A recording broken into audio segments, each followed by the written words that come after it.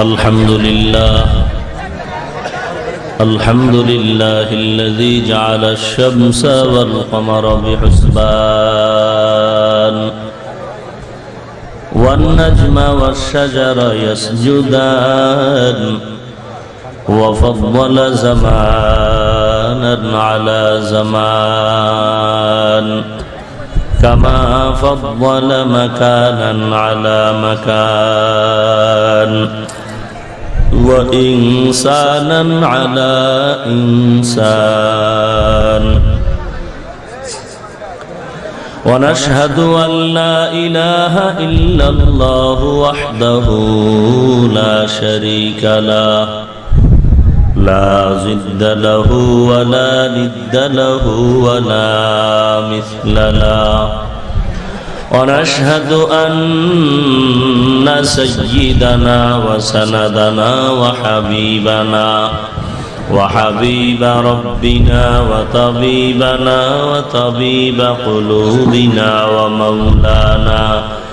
ومولانا محمدا عبده ورسوله صلى الله تعالى عليه وعلى آله وأصحابه وبارك وسلم تسليما كثيرا الذي أرسله الله تعالى بالحق بشيرا ونذيرا وداعيا إلى الله بإذنه وسراجا منيرا أما بعد فأعوذ بالله من الشيطان الرجيم بسم الله الرحمن الرحيم يا أيها الذين آمنوا اصبروا وصابروا ورابطوا واتقوا الله لعلكم تفلحون. وقال النبي صلى الله عليه وآله وسلم من يرد الله به خيرا يصب منه أو كما قال النبي عليه الصلاة والسلام.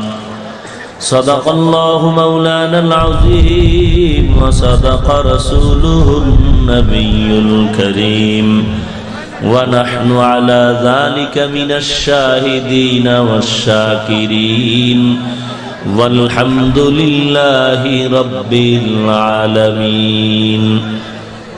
اللهم صل على روح محمد في الأرواح وعلى جسد محمد في الأجساد وعلى قلب محمد في القلوب وعلى قبر محمد في القبور. سبحانك لا علم لنا إلا ما علمتنا إنك أنت العليم الحكيم. رب اشرح لي صدري ويسر لي أمري واحلل عقدة من لساني يفقه قولي.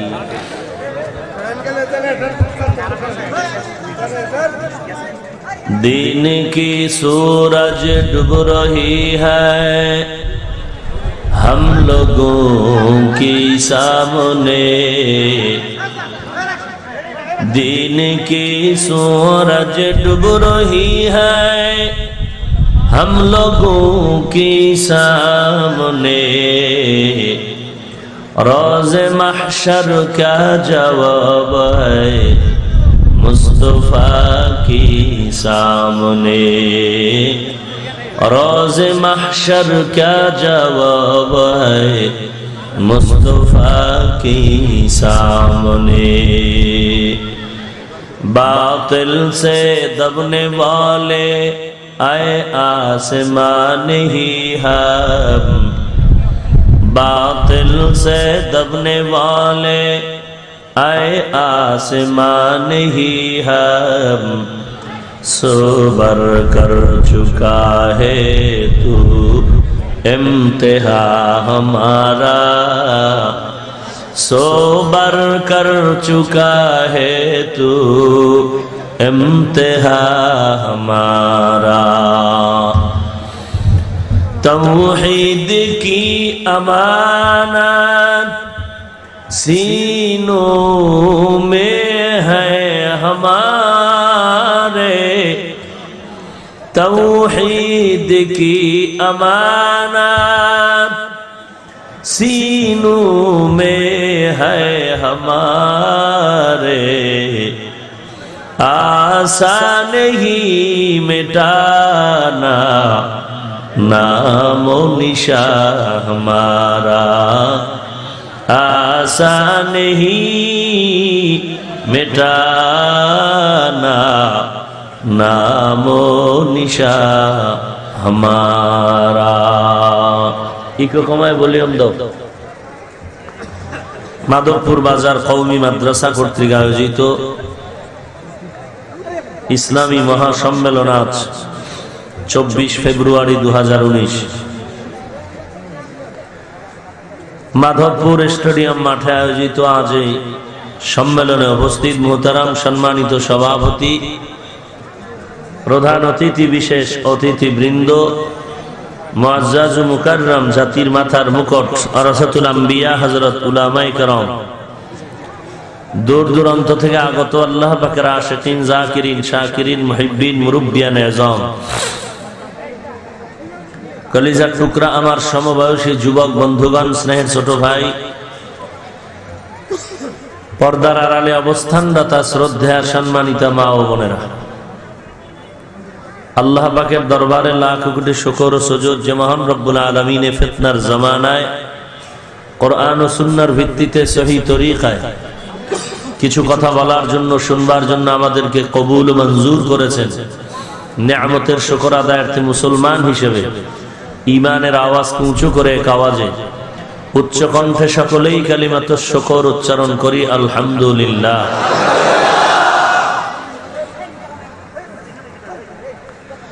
লক্ষ কোটি দরুদ ও সালাম সৈয়দুল মুরসালিন, রাহমাতুল লিল আলামিন, শফিউল মুজনিবিন, খাতামুন নবিয়্যিন,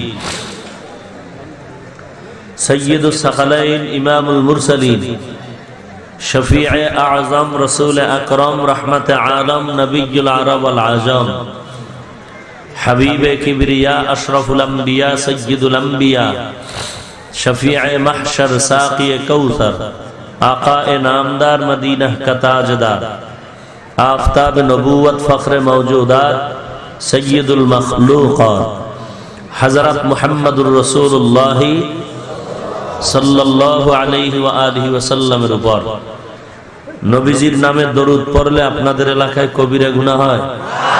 মুহাব্বতে পড়েন সাল্লাল্লাহু, গুনাহ হলো না সওয়াব? বলা মাত্রই 10টা নেক আল্লাহ দান করেছেন, 10টা গুনাহ মাফ হয়ে গেল, আল্লাহর দরবারে 10 গুণ মর্যাদা বৃদ্ধি পেল।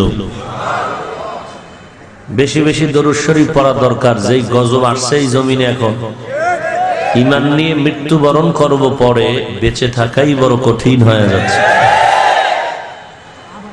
বেশি বেশি দরুদ পড়া দরকার। দরুদ শরীফ সমস্ত মুসিবতের মুক্তির একটা তাবিজ, বুঝেন নাই? সর্বোপরি শুকর যাদের অক্লান্ত পরিশ্রমে আজ এই সুন্দর আয়োজন।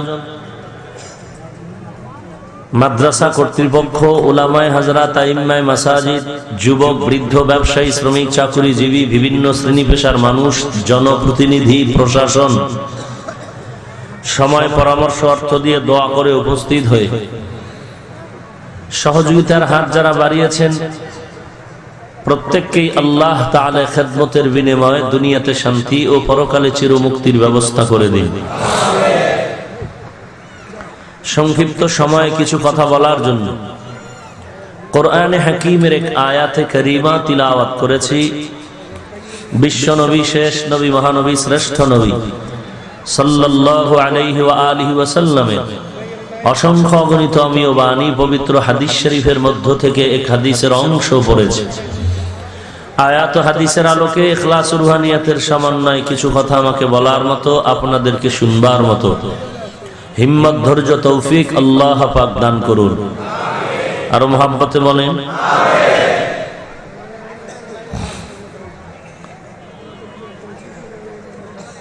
জোহরের নামাজের আগের থেকে আপনারা এখানে সমবেত হয়েছে। কখন খানা দিবে এই অপেক্ষায়, টাকা আসবে কখন এই অবস্থানে, একমাত্র দ্বীনের মুহাব্বত। এমনও কেউ আছেন যে দুপুরের খানাটাও খাওয়ার সুযোগ হয়নি, এরপরও বসা তো দূরের কথা, দাঁড়ানোরও সুযোগ হচ্ছে না। এটা কার দয়া? না কোনো ব্যক্তির বাহাদুরি? কোনো ব্যক্তির বাহাদুরি নয়। ধর্মের কাজ কোনো ব্যক্তির কাছে ইজারা দেওয়া নয়, ধর্মের কাজ কোনো ব্যক্তির কাছে ঠেকা নয়, বরং সমস্ত ব্যক্তির ধর্মের কাছে ঠেকা। কথা ঠিক? গরুর গোশত হালাল না হারাম? হালাল। আপনাদের বিবাড়িয়া শহরে রসমালাই আছে, খুব মজা। খেয়েছেন কখনো? খান নাই? খেয়ে দেখবেন। কুমিল্লা কি এর থেকেও ভালো, আমি খেয়ে দেখেছি। আমার ব্যক্তিগত মতামত, এই রসমালাই ভালো। বগুড়ার দধি খারাপ? ভালো। গরুর গোশতও কি ভালো? এখন যদি গরুর গোশত দিয়ে খিচুড়ি পাকায়া স্টেজে আমি দেই, আপনাদের তো কান গরম হয়ে যাবে ঘ্রাণে। কথা ঠিক না? স্টেজে দিলাম কিছু সংখ্যক মানুষকে, আপনাদের দিল চায়, পাইতেছেন না। স্টেজে পাইয়াও 13 জনে বলে ভাই বিষ দাও, এই গরুর খিচুড়ি খাবো না। কথা ঠিক? বুঝে আসলে বলুন তো, বিষ চাইলো গরুর গোশতের সামনে এত মজার ঘ্রাণের খানা, কারণ কি? গোশতের ভেতরে বিষ। কোন সমস্যা? সমস্যা কোথায়? তার পেটের মধ্যে। কোথায়? পেটের মধ্যে। রসমালাই এত মজা, দধি এত মজা, 2-4 জনে বলতেছে ভাই ভুলেও মুখে দেওয়া যাবে না, ইস্তেগফার পড়তেছি বয়ে বয়ে। আর 3 জনে 1.5 কেজি করে খেয়ে বলে আরো থাকলে দাও। কথা ঠিক? তাহলে কি যারা খেতে চাইলো না, সমস্যাটা কি রসমালাই না নিজের? কথা ভালো করে বুঝেন। সমস্যাটা কি গোশতের না নিজের? পেটের ভেতরে সমস্যা, এজন্য রসমালাই বন্ধ। পেটের মধ্যে সমস্যা, গরুর গোশত বন্ধ। তার মানে কি তুমি মাইক লইয়া গরুর গোশতের বদনাম বলবা, রসমালাইয়ের বদনাম বলবা? কথা বলেন। কখনো নয়। তুমি খেতে পারো না তোমার নিজের অসুস্থতার কারণে। কথা ঠিক? কিন্তু বদনাম বলা যাবে না, চুপ থাকতে হবে। উল্টা পাল্টা বলে অন্যের মজা নষ্ট করা যাবে না। কথা ঠিক? যদি অন্যের মজা নষ্ট করার জন্য বদনাম বলে, তাহলে নিজেরও গুনাহ হবে, মানুষের কাছেও সে ঘৃণিত হবে। কথা ঠিক? মুসলমান জাতির জন্য মূলে 2টা জিনিস, কোরআন আর সুন্নাহ।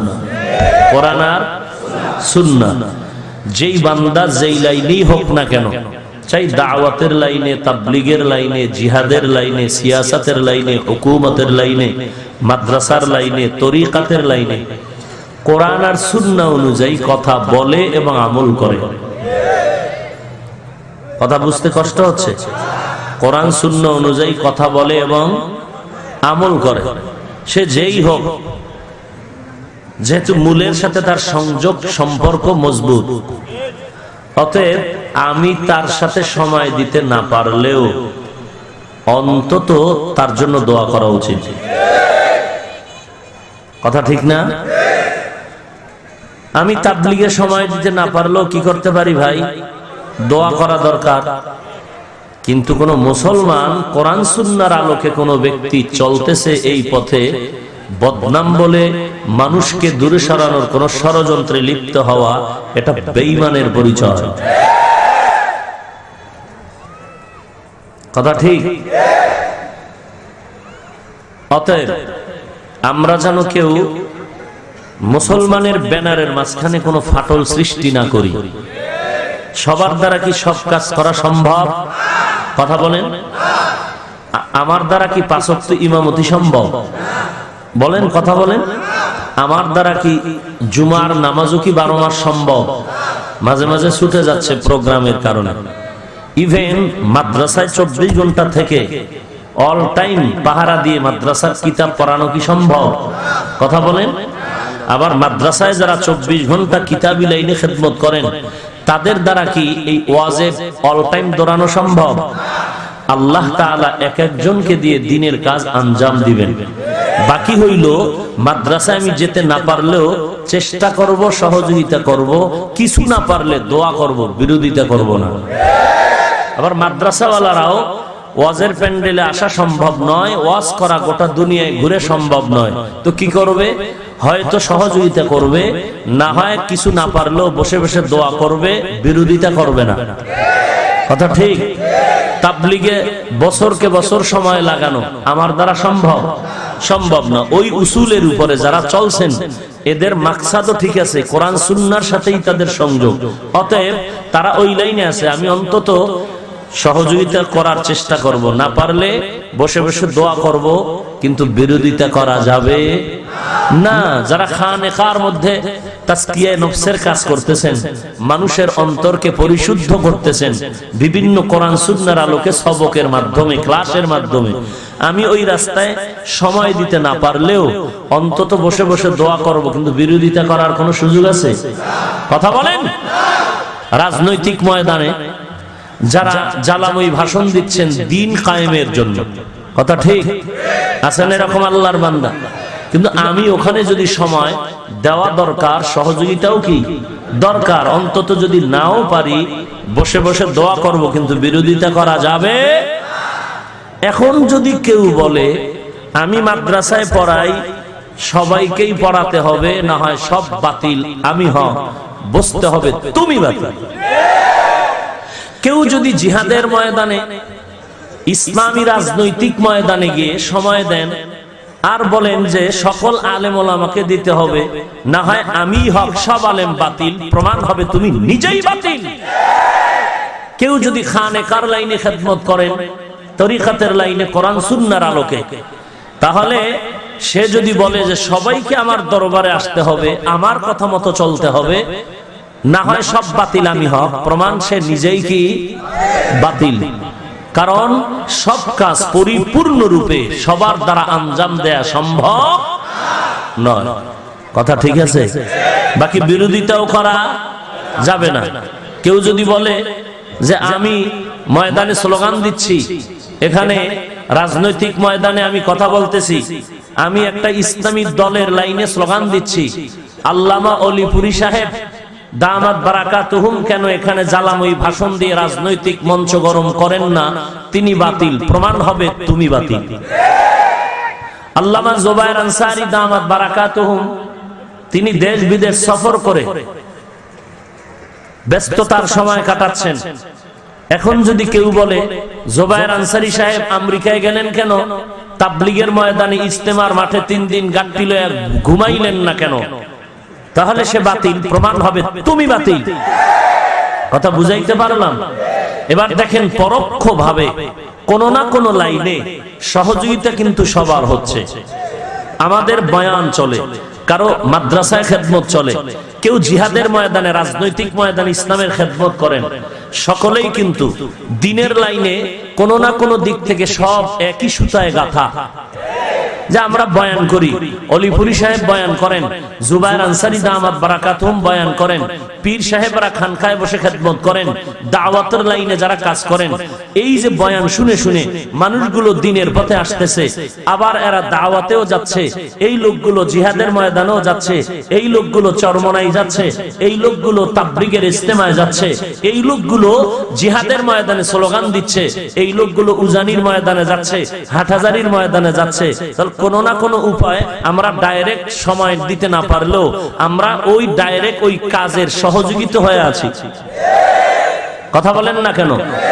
অতএব যারা কোরআন সুন্নাহর আলোকে চলতে চেষ্টা করেন, এদেরকে যদি বলে হাফিজুর রহমান তাবলীগ বিরোধী, বুঝতে হবে সে মুনাফিক। যদি কেউ বলে অলিপুরি সাহেব কোন আল্লাহওয়ালা বিরোধী হকপন্থী, বুঝতে হবে ওই বান্দা মুনাফিক। যদি কেউ বলে জুবায়ের আনসারী সাহেব কোন আল্লাহওয়ালা বিরোধী, জিহাদের বিরোধী, ইসলামের দলের বিরোধী, বুঝতে হবে সে মুনাফিক। ক্লিয়ার কথা? আমার দ্বারা সব কাজ করা পরিপূর্ণ সম্ভব। আমার একটা সাইড নিয়ে চলতেছি, অন্য সাইডে আমি সহযোগিতা করব যে কোনো উপায়। একান্ত ডাইরেক্ট না পারলেও আমি দোয়া করব। বিরোধিতা করা যাবে না, কিন্তু কাউকে বাতিল বলে চাপার জোরে কিছু বলা যাবে। বললেই বুঝতে হবে তুমি চাপাবাজ, তুমি নিজেই বাতিল। কথা বলেন না কেন? আল্লাহ বুঝার তৌফিক দান করুন। আরো জোরে বলেন। এখন আমি ওলামায়ে কেরাম যদি সব দিনের দাওয়াতে এক বছরের জন্য বের হয়ে যায়, সবাই আলেম ওলামা যারা আছে, তাহলে মাদ্রাসায় পড়াইবে গরু, গরুয়ে মাদ্রাসায় বোখারি পড়াইব, ছাগলে পড়াইব? ফালতু মূর্খ।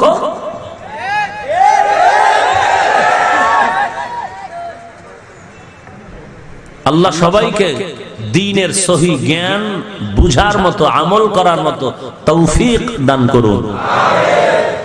ওলামায়ে কেরাম স্টেজে আছেন, ময়দানও আছেন। বলুন আমার কোনো কথায় ত্রুটি? বলেন। কোন দালালি? আল্লাহ হেদায়েত দান করুন।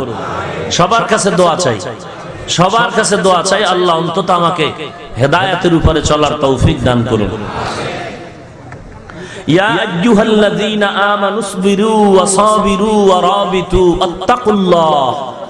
হে দুনিয়ার মুমিন, ধনী আর গরীব, শিক্ষিত অশিক্ষিত, আলেম ও আওয়াম, সকলকেই একটি আওয়াজ, তোমরা যারা মুমিন, ইসবিরু ধৈর্য ধারণ করো, সাবিরু আরাবিতু ধৈর্য ধারণের মতো, এবং এই ধৈর্যের উপরে মজবুত হয়ে থাকো। ওয়াত্তাকুল্লাহ ভয় করো কাকে? আরো আস্তে করে বলেন। আল্লাহর নামটা বলা গুনাহ না সওয়াব? সবাই বলেন কাকে ভয় করব?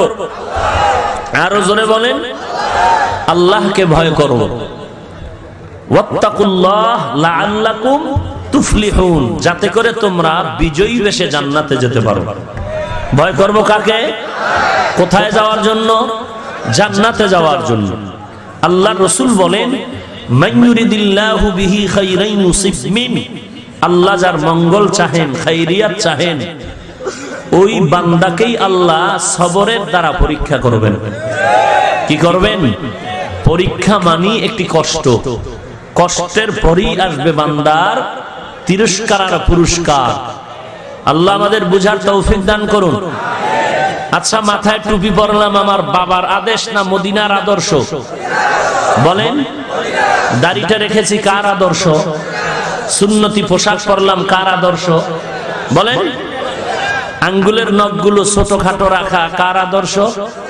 হালাল খানা উপার্জন করে খাওয়া কার আদর্শ?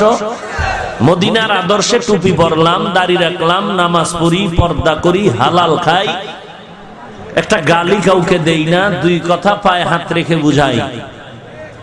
আপনিও টুপি পরেছেন, আপনিও দাড়ি রেখেছেন, এখন আপনার দাড়িতে আপনি লাল রং লাগাইছেন, আমারটায় লাল নাই। তার মানে কি আপনি হক আমি বাতিল? আমি হক আপনি বাতিল? হ্যাঁ, আপনার কালারের সাথে আর আমার কালারের মিলের দ্বারা এই মাপকাঠিতে কেউ হক বাতিল হবে না। হক বাতিলের নির্ণয় করতে হবে মদিনার কালারের সাথে। কোন কালারের সাথে? জোরে কর।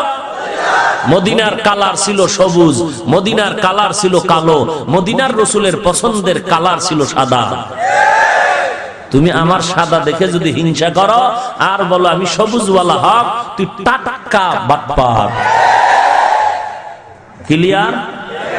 যদি তুমি সবুজ মাথায় দাও, সবুজ পাগড়ি পরো, আর আমি যদি বলি আমি সাদাওয়ালা হক, তুমি বাতিল, প্রমাণ আমি বাতিল। হ্যাঁ, তুলনামূলক পার্সেন্ট দুই একটা, কারো বেশি কারো কম, সবাই হক, কিন্তু কারো পার্সেন্ট হকের লাইনে বেশি আর কম। কথা বুঝাইতে পারিনি? বেশি আর কম। আল্লাহ বুঝার তৌফিক দান করুন। অতএব তোমার কালারের সাথে আমার কালার না মিললেই আমি ভণ্ড। হ্যাঁ, খবরদার। এই বাজে মন্তব্য দিলে আসলে তওবা করে নাও। যে রসুলের আদর্শের কালারে ঠিক আছে তারা সবাই হক। কথা ঠিক আছে? আল্লাহ আপনি বুঝার তৌফিক দান করেন। আল্লাহ বলেন ধৈর্যের সাথে শুনো, সাবিরিনদের ব্যাপারে আল্লাহ বলেন, ও মুমিন তোমরা ধৈর্য ধরার মতো ধরো এবং এই ধৈর্যের উপরে মজবুত থাকো, এবং ভয় করো কাকে?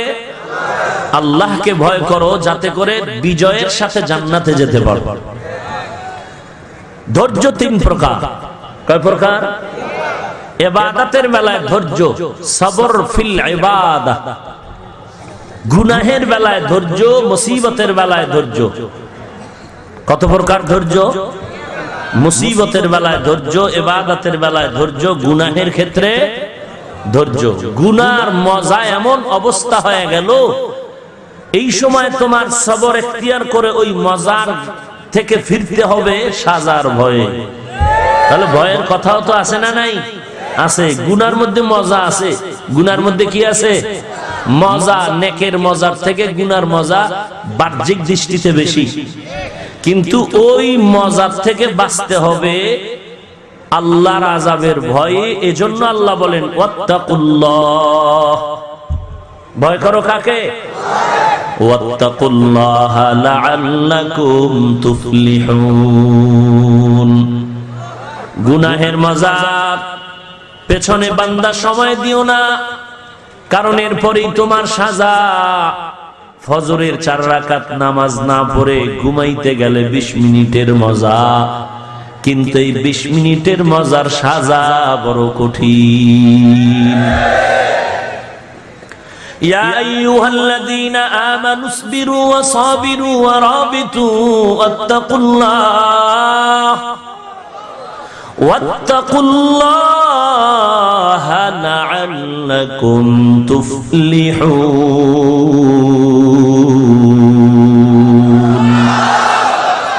আল্লাহ তাআলা বলেন ধৈর্য ধারণ করার মতো করো। বলে কেমন ধৈর্য?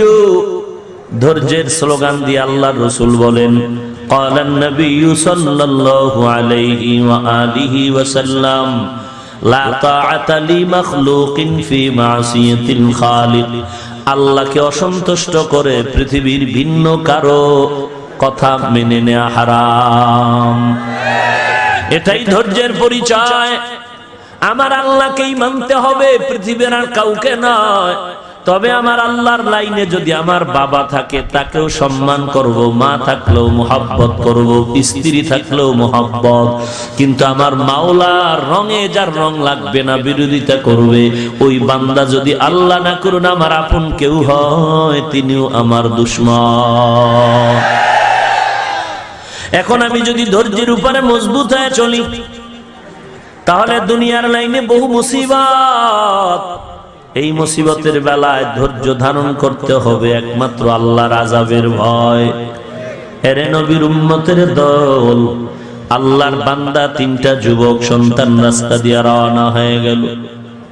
ঈমানওয়ালা বান্দা, গুনাহগার, গুনাহ করে মাঝে মাঝে, ঈমানের লাইনে মেহনতও করে। এই 3টা যুবক পথ দিয়ে চলছেন পাহাড়িয়া জঙ্গলের কিনারায়। হঠাৎ করে রাস্তার মাঝে মুষলধারে বৃষ্টি পড়া শুরু হয়ে গেল। এমন বৃষ্টি, তুফান, হাঁটার মতো সুযোগ নাই। আশ্রয়ের জন্য 3 যুবক চিন্তায় পড়ে গেল। জঙ্গলার পাশে তাকায় দেখে একটা বড় পাহাড়ের মধ্যে একটি গুহা গর্ত দেখা যায়। তিন যুবক মাসওয়ারার পর তিনজন ওই গুহার মধ্যে গিয়ে আশ্রয় নিল। আশ্রয় নেওয়ার পরে আল্লাহর পরীক্ষা শুরু হয়ে গেল। আল্লাহ বলেন, ওয়ালা নাবলুওয়ান্নাকুম বিশাইইম মিনাল খাউফি ওয়াল জু ওয়া নাকসিম মিনাল আমওয়ালি ওয়াল আনফুসি ওয়াস সামারাত ওয়া বাশশিরিস সাবিরিন। পাঁচটা জিনিসের মাধ্যমে আল্লাহ পরীক্ষা করবেন। সুসংবাদ তাদের জন্য যারা এই অবস্থায় ধৈর্য ধারণ করে চলবে, কারণ ধৈর্যের এত দাম, এত দাম। হাসরের ময়দানে আল্লাহ ধৈর্য ধারণকারীকে বিনা হিসাবে জান্নাত দিয়ে দিবে। ভাইরা আমার, ভালো করে বুঝো, ধৈর্য ধারণকারীদেরকে আল্লাহ বিনা হিসাবে জান্নাত দিয়ে দিবেন। ইন্নামা ইউওয়াফাস সাবিরুনা আজরাহুম বিগাইরি হিসাব।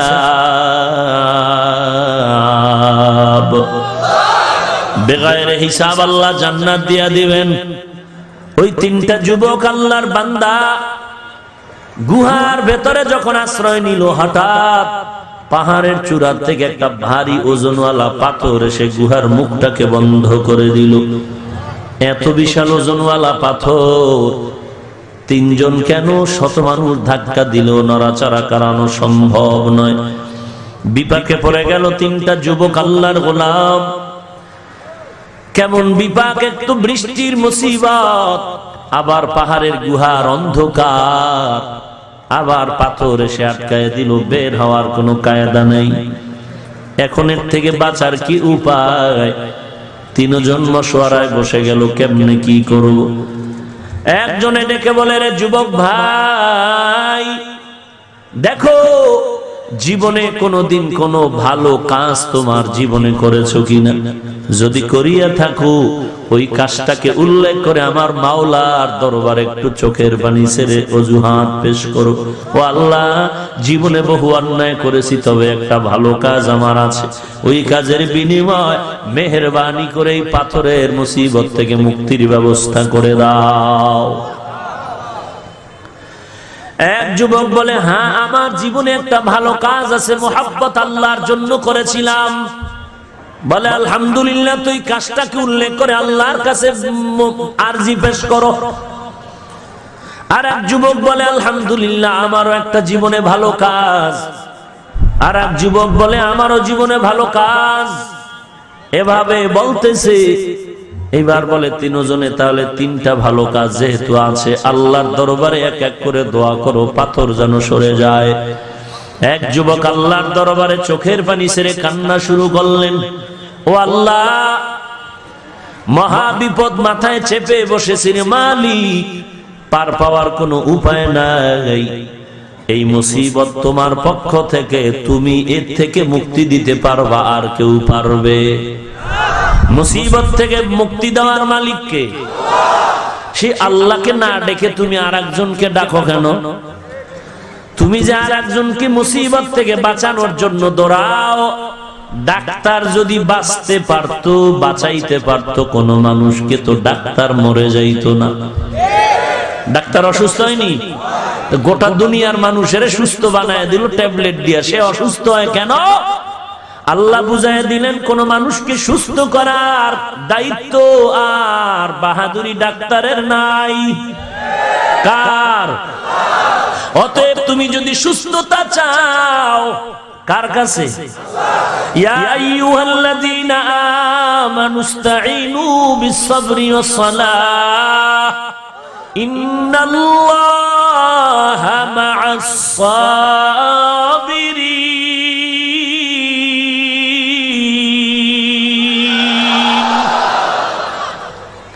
এরে নবীর উম্মত, সাহায্য চাইবো কার কাছে? মুসিবত থেকে হেফাজত করবেন কে? সম্মান দান করবেন কে? অতএব আল্লাহর কাছে মাথাটা নত করে দাও, দুনিয়ার কোন বান্দার কাছে মাথা নত করিও না, কারণ ওই বান্দাও আমার মাওলার কাছে ঠেকা। हकीकत से तू दुनिया बेखबर है, दुनिया की नुमाइश पर नजर है। नमी गुयम के आज दुनिया जुदा बाश, बहर कारे के बाशी बा खुदा बाश। जिसते दुनिया आज खुदा गाफिल बुदन, मैं कमाशो नुकरा हो फरजिंदोजा। आज এখানে কওমি মাদ্রাসার আয়োজনে মাহফিল। কোন মাদ্রাসা? কওমি মাদ্রাসা মানে জাহান্নামের একটা খুঁটির নাম। তাহলে অ্যালার্জি কেন তোমার? কওমি বুঝিনা, আলিয়া বুঝিনা, স্কুল বুঝিনা, কলেজ বুঝিনা, তাবলীগ বুঝিনা, চরমনাই বুঝিনা, জিহাদ বুঝিনা। যারা কোরআন সুন্নাহ অনুযায়ী চলবে তারা আমরা সবাই একই ফ্যামিলির সদস্য। যেই কারণে আমি পাঁচকল্লি মাথায় দিয়া তোমাকে অন্য টুপির কারণে হিংসাও করি না, গালিও দেই না, পারলে সালাম দেই। আমি লম্বা গোল জামা পরেছি এ কারণে অন্য পোশাকওয়ালাকে আল্লাহ সাক্ষী হিংসাও করি না, গালিও দেই না, দেখলে কি দেই? সালাম দেওয়ার চেষ্টা করি। আমি কওমি মাদ্রাসার এক সন্তান। অন্য মাদ্রাসা আলিয়া বলো, আজ পর্যন্ত আলিয়ার বিরুদ্ধে কোনো হিংসা নাই, গালি নাই, কলেজের বিরুদ্ধে বলি না। পারলে প্রশংসা করি, না পারলে চুপ থাকি। কিন্তু জাতি তুমি একটু জবাব দাও, নবীর আশিক কওমি মাদ্রাসাকে কেন তুমি হিংসা করো? কওমি মাদ্রাসায় পড়ালে কি মানুষ বিড়ি টানে? ওই ছাত্ররা কাউকে গালি দেয়? ওই ছাত্র কি জঙ্গি? না না, সরকার, প্রশাসন, গোয়েন্দা বিভাগের সদস্যবৃন্দ দায়িত্বহীন ভাষায় তদন্ত সাপেক্ষে গোটা জাতিকে সজাগ করে বলে ফেললেন এদেশের মাদ্রাসা জঙ্গির প্রযোজন কেন্দ্র নয়, বরং এই মাদ্রাসাই হলো আদর্শ মানুষ গড়ার ফ্যাক্টরি। কথা ঠিক নেই? তাহলে বান্দা তুমি, তোমার তো উচিত মুমিন হিসাবে সহযোগিতা করা। কি করা? দোয়া করা। যদি একান্ত তুমি সহযোগিতা করতে না পারো, বসে বসে তোমার জায়গায় থেকে দোয়া করো, কিন্তু বিরোধিতা করা কোনো মুমিনের কাজ নয়। কথা ঠিক নেই? তুমি বিরোধিতা করবা কেন? এ কওমের সন্তান আমি হাফিজুর রহমান। আজকে আল্লাহর মোহাব্বতের নজরে বলছি, অহংকারী না, কিবির, হাসাদ না। কারণ তিনটা ক্যান্সার যদি মানুষের অন্তর দখল করে, খোদার কসম 13 হাত পাগড়ি লাগাইলেও তার ধ্বংসটা অনিবার্য। 1 নাম্বার ক্যান্সার হলো দুনিয়ার লোভ, 2 নাম্বার ক্যান্সার হলো প্রতিহিংসা, 3 নাম্বার ক্যান্সার হলো অহংকার। আল্লাহ এই তিনটা ক্যান্সার থেকে আমাকে আপনাদের সবাইকে কুদরতের হাতে আল্লাহ হেফাজত করেন। আরো আস্তে করে বলেন, খবরদার অহংকার না। আল্লাহর মোহাব্বত নিয়ে কোরআনের কথা বলি, হাদিসের কথা বলি। এখন আমি কওমি মাদ্রাসার সন্তান হয়ে যদি বলি কওমি ছাড়া আর কোনো জান্নাতের ঘর নাই, প্রমাণ হবে ওই তিনটা ক্যান্সারের কোনো একটা আমারে আক্রান্ত করেছে। হয়তো দুনিয়ার লোভে পড়ছি, না হয় অহংকারী হয়ে গেছি, না হয় প্রতিহিংসামূলক বয়ান করতেছি। আমার কথা হলো, তুমি কওমিয়ে পড়ো আর আলিয়ায় পড়ো, আমার রসুলের সুন্নাত মানলেই তুমি হক। কথা ঠিক না? তাহলে আলিয়ায় পড়নেওয়ালা কি সুন্নতওয়ালা নাই? বলেন। ওরে চরমনাই বলো, তাবলিগ বলো, যে যেই লাইনে বলো, কেউ যদি বলো হাফিজ ভাই তুমি তাবলিগে তো সময় লাগাও নাই, তাহলে তুমি বাতিল। প্রমাণ হবে তোমার মধ্যে তিনটা ক্যান্সারের কোনো একটা ঢুকে পড়েছে। কারণ আমাদের বয়ানের দ্বারা আলহামদুলিল্লাহ আমি যদিও ইজতেমার ময়দানে 3 দিন আর 40 দিনের সময় দিতে পারি না, কিন্তু আমাদের এই খেদমতের বিনিময়ে লক্ষ লক্ষ আল্লাহর বান্দা ইজতেমার ময়দানে দৌড়ায়। কথা ঠিক? যদিও আমি মাঝে মাঝে তোমার মতো ময়দানে গিয়ে চিৎকার করতে পারি না, জিহাদের জন্য স্লোগান দিতে পারি না, কিন্তু আলহামদুলিল্লাহ আমাদের এই মেহনতের দ্বারা ওই দিন কায়েমের জন্য মূর্তি পূজার বিরুদ্ধে, কাদিয়ানীদের বিরুদ্ধে আল্লাহর বান্দারা আমাদের উৎসাহ পেয়ে ময়দানে হাজির হয়ে যায়। তাহলে কি বলা যাবে আমি জিহাদ বিরোধী? বলা যাবে আমি তাবলীগ বিরোধী? বলা যাবে আমি চরমনাইয়ের বিরোধী? হ্যাঁ, লক্ষ লক্ষ আল্লাহর বান্দা চরমনাই যায়, উজানি যায়, আল্লাহ ওয়ালার দরবারে যায়, যায় না? তাহলে বলা যাবে আমি বিরোধী? যদি বলে কেউ, যদি কেউ বলে, যদি কেউ বলতে চায় তো বুঝতে হবে তিনটা ক্যান্সারের কোন একটা ঢুকছে ভিতরে। ক্যান্সার কয়টা? তিনটা। এক নম্বরে দুনিয়ার লোভ, এক নম্বরে দুনিয়ার লোভ, দুই নাম্বার অহংকার, তিন নাম্বারে হলো প্রতিহিংসা। তিনটা ক্যান্সারের কোন একটায় পড়ার কারণে আজকে আমার বিরুদ্ধে, আল্লাহওয়ালার বিরুদ্ধে আজ স্লোগান দেয়। এক পক্ষ আর এক পক্ষের বিরুদ্ধে স্লোগান দেয়। কওমিওয়ালাদের বিরুদ্ধে যারা কথা বলবে মনে করবেন তাদেরও তিনটা ক্যান্সারের একটা ধরেছে। ঠিক কিনা বলো? ইয়া আইয়ুহাল্লাযীনা আমানু ইসবিরু ওয়া সাবিরু ওয়া রাবিতু ওয়াত্তাকুল্লাহ। আর কেমনে বুঝাইতাম দেখেন তো, আওয়ামী লীগওয়ালারা যদি এখানে ব্যানার টানায় সমাবেশ দিত, বিএনপির কেউ আইতো, 13 মাইল দূরে বইয়া দেখতো যে কোনো দোষ টোষ গায়নি, ওইটা একটা রেকর্ড করতো। কথা ঠিক নেই? কথার কথা, আবার কেউ উল্টা পাল্টা বুঝা প্যাচ লাগায় না। এখানে যদি বিএনপি সমাবেশ ডাকতো, আওয়ামী লীগের কেউ আইতো নি? কথা বলেন। এখানে যদি তাবলীগের ইজতেমা দিত, অন্য যারা বিপক্ষের আছে তারা কেউ ময়দানে আসতো না। একটু নজর করে দেখ, ওই তিনটা ক্যান্সার বাদ দিয়া নিরপেক্ষ নজর দিয়া দেখো। চরমনাই বুঝি না, তাবলীগ বুঝি না, আলিয়া বুঝি না, কওমি বুঝি না, সুন্নি বুঝি না, অন্য লাইন বুঝি না, ময়দানে তাকায় দেখ সব বান্দাগুলো ময়দানে হাজির। ঠিক নেই? তোমাদের গুরুরা যে আমগো মাঝে মাঝে কাফের বলে গালি দেয়, আসেনি? তাদেরও মোহাব্বতের বান্দারা ময়দানে আছে না নাই? তারা কিন্তু আমার জবানে গালি শুনতে আসে নাই, তারা আসছে হাফিজ ভাই তো কাউকে গালি দেয় না, কোরআন সুন্নাহর কথা বলে, একটু যাই আল্লাহর মোহাব্বতে দিনের কথা শুনে আসি। তবে যুবক, তাল মিলানো সব জায়গায় যাবে না।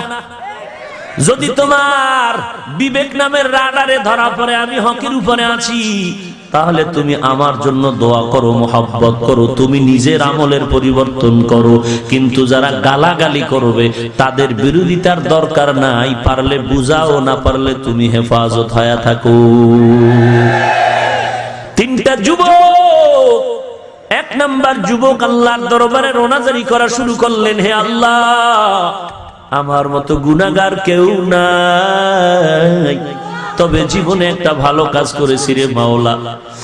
আমার এক সময় অনেক টাকা পয়সা ছিল, আমার বাড়ি অনেক কর্মচারীরা কাজ করত। একদিন এক কর্মচারী আধা বেলা কাজ করে বলল, পুরা দিনের বেতন দাও। আমি রাগ করে দিন, কর্মচারী টাকা রেখে চলে গেল। আমি ওর টাকাটা আমানতের সাথে রক্ষা করে মুরগি কিনলাম। এরকম জমায়ে জমায়ে জমায়ে জমায়ে বিশাল একটা বকরির পাল হয়ে গেল। ওই পাওনাদার যখন আমার ঘরের কিনারায় এসে হাজির, আমি তখন ওই পাওনাদারকে বললাম, কেন আসছো? বলে আমার পাওনাটা দাও। আমি তখন শুধু তার আধা বেলার মজুরি না, পুরা বকরির পালটাই দিয়া দিলাম। যুবক, ওই বকরির পালটা নিয়ে যাও। বলে এগুলো আমার না। বলে আমি আমানতদার বান্দা, আমি খেয়ানত করতে পারবো না। তোমার সে আধা বেলার মজুরি দিয়েই এই বকরির পাল হয়েছে, পুরাটা তুমি নিয়ে যাও। ও আল্লাহ, আমি যদি ওরে টাকা দিয়া বকরি রেখে দিতাম কিছুই করার ছিল না। আমি আমানত রক্ষা করার জন্য তোমার ভয়ের কারণে সব আমি দিয়া দিলাম। এই আমলটা যদি পছন্দ হয়, মেহেরবানি করে এই মুসিবতগ্রস্ত পাথরকে তুমি গুহার মুখ থেকে সরায়া দাও কুদরতের দ্বারা। যুবক কান্না করে মুনাজাত করতেছে, চোখের পানিটা গালের নিচে আসার আগেই তাকায় দেখে গুহার মুখের 3/1 ভাগ পাথরটা আল্লাহর কুদরতে ফাঁকা হয়ে গেল। কাদের কুদরত দারি বার কামাল আনতা রব্বি আনতা হাসবি যুল জালাল তুহি কাদের জলিলুল্লাহ জাহাদার বহর হালে তুহি মেরা নিগাহদার। এরে নবীর উম্মতের দল, দ্বিতীয় যুবক আল্লাহর দরবারে কান্নার আওয়াজ, ও দয়ার মালিক তুমি জানো আমার মতো গুনাহগার কেউ নাই। আল্লাহর দরবারে আগে নিজেকে দুর্বল করতে হবে, এটাই দোয়া এবং সাহায্য নেওয়ার নিয়ম। বাড়ির দরওয়াজায় দেখবা ভিক্ষুক দাঁড়াইয়া প্রথমে কালেমার টান্ডা দিয়া বলে, বাড়িওয়ালা ভাই সাহেবরা কারা আছেন? আমার টাকা নাই, পয়সা নাই, গরিব মানুষ, আমার মা নাই। অনেক ভিক্ষুক চালাকি করিয়া মা থাকলেও কয় মা নাই, বাবা থাকলেও কয় বাবা নাই। ডাক দিয়া বলে, মালিক আমি বড় গরিব, আমি বড় অসহায়, আমার মা নাই, বাবা নাই, টাকা নাই, পয়সা নাই, আমি অসহায়, আমাকে কিছু ভিক্ষা দাও। যদি জিজ্ঞাসা করি, ভিক্ষুক তোর মা থাকতেও নাই বললি কেন, তোর বাবা থাকতেও নাই বললি কেন? বলে, আমরা জানি মালিকের কাছে বসে বসে যত নিজের দুর্বল করে ফেলবো মালিকের দয়াটা তত বেড়ে যাবে। এরে নবীর উম্মতের দল, আল্লাহর দরবারে আগে নিজেকে দুর্বল বানায় দাও। ও আল্লাহ, তোমার দরবারে আমি এক জাহান্নামের আসামি, আমার মতো গুনাহগার কেউ নাই। দুনিয়ার রং তামাশার ধোকায় পড়ে গুনাহ করে করে আজ আমার হাত না পাক, চোখ না পাক, জিহ্বা না পাক, অন্তর না পাক। ও আল্লাহ, আবার তোমার গুণগান করতে হবে। আমি যার থেকে কিছু নিব আমাকে দুর্বল বল বানাইতে হবে, তার গুণগান করতে হবে। আল্লাহ গো, তোমার মতো দানবীর কেউ নাই, তোমার মতো প্রশংসিত কেউ নাই, তোমার মতো রাজ্জাক, তোমার মতো রহমান আর কেউ নাই। ও আল্লাহ, মেহেরবানি তো করে তুমি আমাকে মাফ করে দাও। আল্লাহ গো, আমি জীবনে কোনোদিন ভালো কাজ করতে পারি না, তবে একটা ভালো কাজের কথা মনে আছে। আমি একবার আমার চাচার বাড়ি বেড়াইবার জন্য গেলাম। ওই চাচার বাড়ি গিয়া হঠাৎ করে দেখলাম ঘরের মধ্যে চাচা চাচি কেউ নাই। তাকায় দেখলাম আমার চাচাতো বোন ওই ঘরের মধ্যে আছে, উপযুক্ত আর কেউ নাই। আমি ওই বোনটাকে পেয়ে যৌবনের তাড়নায় যখন আক্রমণ করার জন্য মাটিতে ধাক্কা দিয়ে ফেলে দিলাম। বোনের বুকের উপরে যখন বসলাম, তাকায় দেখি বোন চোখের পানি ছেড়ে কান্নার আওয়াজ। জিজ্ঞাসা করলাম, বোন এই আনন্দের সময় কান্না কেন? বোন ডাক দিয়া কয়, রে ভাই, তুমি জানো ঘরের মধ্যে আমার মা নাই, আমার বাবা নাই, আমি একা, কিন্তু আমি ভয় পাই আমার আল্লাহ তো তাকায় আছেন। এই জীবনে আমার শরীরের মধ্যে কেউ একটা স্পট লাগাতে পারে না। তুমি যদি আমাকে চাও হালাল ভাবে বিবাহ করে নাও, আমি প্রয়োজনে আমার মা বাবাকে রাজি করায় নিব। তারপরও তোমার পায়ে হাত রেখে আমি অনুরোধ করতেছি, তুমি আমার জীবনে কালিমার দাগ বসায় দিও না, আমার জীবনে কলঙ্কের দাগ বসায় না রে ভাই। প্রয়োজনে আমাকে বিবাহ করে নাও। ও আল্লাহ, বোনের কান্না যখন দেখলাম আমার অন্তরের মধ্যেও ভয় এসে গেল। আমিও চোখের পানি ছেড়ে আমার বোনটাকে আমি ছেড়ে চলে গেল। ও আল্লাহ, এই কাজটা করেছি শুধু তোমার জাহান্নামের ভয়। যদি তোমার কাছে আমলটা পছন্দ হয়, তুমি মুক্তির ব্যবস্থা করে দাও। আল্লাহর বান্দা বলা মাত্রই গুহার থেকে পাথরের 3 ভাগের 2 ভাগ ফাঁকা হয়ে গেল। তৃতীয় যুবক আল্লাহর দরবারে দোয়া করেন, হে মালিক, আমি বড় গরিব, মানুষের বাড়ি কাজ করে সন্ধ্যাবেলা বাড়ি যাইতাম। আমার নিয়ম ছিল দুধের পেয়ালা নিয়ে যাইতাম, গাভীর দুধ। ঘরের মধ্যে গিয়া প্রথমে আমার মা বাবাকে দুগ্ধ পান করাইতাম, এরপরে আমার সন্তান আমার পরিবারের দিতাম। একদিন যাইতে রাত গভীর হয়ে গেল, দুধের পেয়ালা নিয়ে ঘরে ঢুকে দেখতেছি মা বাবায় ঘুমিয়ে পড়েছে। আমার তো নিয়ম হলো আমার মা বাবাকে আগে, তারপরে আমার সন্তান। আমার মা যখন ঘুমায় গেল, ডাক দেই না, মা কাঁচা ঘুমে কষ্ট পাবে। আমি দুধের পেয়ালা নিয়ে মায়ের মাথার কিনারায় দাঁড়িয়ে গেলাম। তাকায় দেখতেছি আমার সন্তানগুলো না খায় না খায় ক্ষুধার তৃষ্ণায় আমার পা জড়ায় কান্না করে আর বলে, বাবা গো খানা দেও। আমি আমার বাচ্চার কান্না দেখিয়াও মায়ের মহব্বতে আমি দুর্বল হই নাই। আমি দুধের পেয়ালা নিয়ে দাঁড়ায় আছি। এক পর্যায়ে বাচ্চাগুলো ক্ষুধার তৃষ্ণায় কান্না করে মাটিতেই পড়ে গেল, ঘুমায় গেল। ফজরের আযান।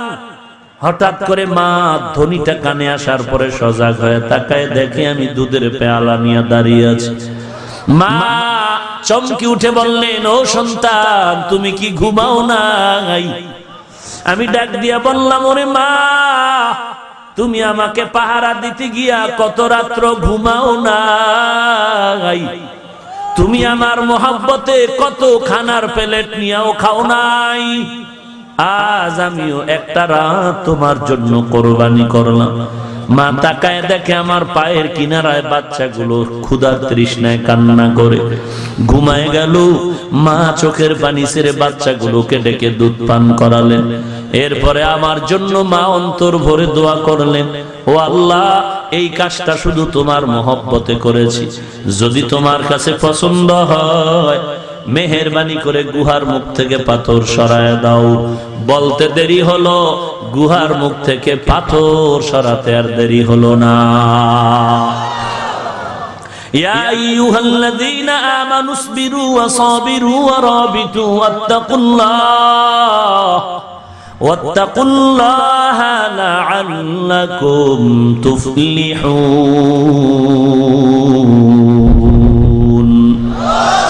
এরে আল্লাহর গোলাম, ও যুবক, আল্লাহর মোহাব্বত নিয়ে অন্তরকে একটু জিজ্ঞাসা করো তো।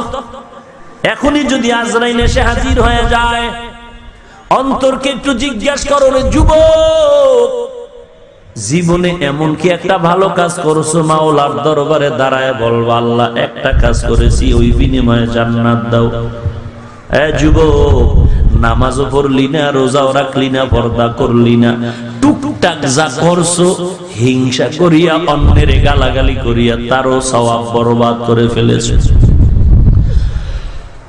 রে আল্লাহর বান্দা, যদি জীবনে কোনো আমল করিয়াও থাকো, অহংকারের কারণে আমলের সওয়াব নষ্ট হয়ে গেল। আমার মতো ভালো আমলওয়ালা আছে কে? জীবনে সওয়াব হইল, সওয়াব কাটা। অমুকের আমল ভালো না, অমুকে খারাপ, আমলের সওয়াব কাটা। ওরে আল্লাহর গোলাম, চোখ দুটো বন্ধ করে দেখ, এমন কোন আমল কি করেছো যেটা আল্লাহর কাছে পেশ করলে আল্লাহ তোকে খুশি হয়ে জান্নাত দিয়া দিবে? এই চিন্তা করেই তো আম্বিয়া কেরামের কান্নার আওয়াজ, সাহাবায়ে কেরামের কান্নার আওয়াজ, আল্লাহ ওয়ালাদের কান্নার আওয়াজ, চোখের পানি ছেড়ে কান্নার আওয়াজ। আমার এমন কোন আমল নাই, আমার বডির মধ্যে, মাথার মধ্যে যত চুল আছে এর থেকে কোটি কোটি কোটি গুণে গুনাহ আমার বেশি। আমি চিন্তা করে দেখলাম আমার মতো গুনাহগার এই ময়দানের মধ্যে আর কেউ নাই। এখন যদি আমার মরণ হয়, ওরে আল্লাহর বান্দা, আমার জাহান্নাম ছাড়া আর উপায় নাই। এরে আল্লাহর বান্দা, আরামে খাওয়ার ঘুমাও।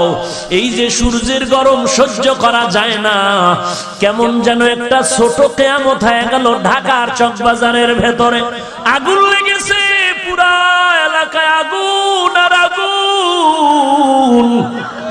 মা তাকায় দেখে সন্তান আগুনের মধ্যে পুড়ে যায়, সন্তান তাকায় দেখে মা আগুনে পুড়ে যায়। অনেকে সহযোগিতার জন্য গিয়াও তাকায় দেখতেছে, সামনে আগাতে পারে না, আগুন সামনে আগাতে পারে না, দাঁড়ায় দাঁড়ায় চোখের পানি ছেড়ে কান্না করতেছে। আমার ভাইটা মরে যায়, নিজের চোখে তাকায় দেখে হাত পুড়িয়া যায়, পা পুড়িয়া যায়। এরে আল্লাহর গোলাম, ওই যে কিয়ামতের একটা নতুন নিদর্শন চকবাজারে হয়ে গেল।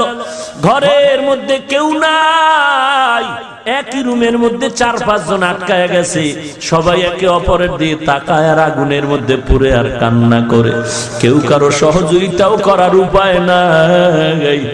এরে আল্লাহর বান্দা, এই দুনিয়ার আগুনের থেকে তো আমার মাওলার জাহান্নামের আযাবের আগুন আরো কঠিন আযাবের আগুন। ওই জাহান্নামের আগুন যে আরো কত গরম, 1 সেকেন্ডের জন্য সহ্য করতে পারবি না রে যুবক। যদি পা দুটো আগা দাও, আমি তোর পায়ে হাত রেখে বলি আর গুনাহ করবি না, আর আমার নবীরে কাঁদাবি না রে যুবক। আল্লাহ তাআলার ঘোষণা, নবীর আওয়াজ, জাহান্নামের শাস্তি ভোগ করতে পারবি না রে ভাই। এই জাহান্নামের আযাবের ভয়ে হযরত ওমর কাঁদে, হযরত আলী কান্না করে, ওসমান কান্না করে। হযরত ওসমান জান্নাতের টিকিট পাইয়াও কবরের কিনারা দিয়া যাওয়ার সময় হাউমাউ করে কান্না করতেন। ওসমানকে জিজ্ঞাসা করা হলো, কবরের দিয়ে তাকাইলে এত কাঁদেন কেন?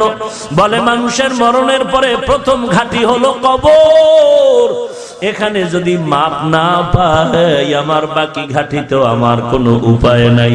আল্লাহর নবী বলেন, কবরস্থান হবে কারো জন্য জান্নাত, কারো জন্য হবে জাহান্নাম। নেক আমলওয়ালার জন্য জান্নাত, গুনাহগারের জন্য জাহান্নাম। নিজের জীবনের আমলের দিয়ে তাকাও, নিজে কোথায় কখন কিভাবে অন্যায় করেছো, এগুলো নিয়ে যদি তওবা না করে ক্ষমা না চেয়ে কবরে যাও। মদিনার নবী বলেন, কবরের দুপার্শ্বের মাটির চাপ একটা নয়, দুটো নয়, 99 থেকে 70টা সাপ আসবে। জাহান্নামের আগুন কবরটা ভরে যাবে। ওই আযাবের কথা যদি স্মরণ করে এখনো তওবা করে নাও, আল্লাহ তোমার জীবনের গুনাহ মাফ করে আল্লাহর বন্ধুর খাতায় তোমার নামটা লিখে দিবে। অতএব অনুরোধ করে বলছি, যুবক ভাই, টুপি পরলাম, দাড়ি রাখলাম, নামাজ পড়ি, হালাল খাই, তার মানে জান্নাত রেডি হয়ে গেছে? না না, তোমার যতটা ভয় আছে তার থেকে আমার ভয় আরো বেশি। তবে অনুরোধ করি, কেউ কারো বিরোধিতা না করে, মোহাব্বতের নজরে পারলে সহযোগিতা করি, অন্তত যদি নাও পারি অন্তর থেকে দোয়া করি, বিরোধিতা করব না। এরে নবীর উম্মতের দল, আল্লাহর মোহাব্বত নিয়ে মানুষকে ভালোবাসি, আল্লাহর মোহাব্বতের বান্দা যারা, কোরআনওয়ালাকে মোহাব্বত করি। এরে নবীর উম্মতের দল, আজকে আল্লাহর বান্দাদের দিল ভাঙ্গা কান্নার বয়ান যারা দেয় ইখলাসের সাথে, এদের বয়ানে আজ হাজার হাজার মানুষ দিনের রাস্তায় চলতেছে, ঠিক নেই?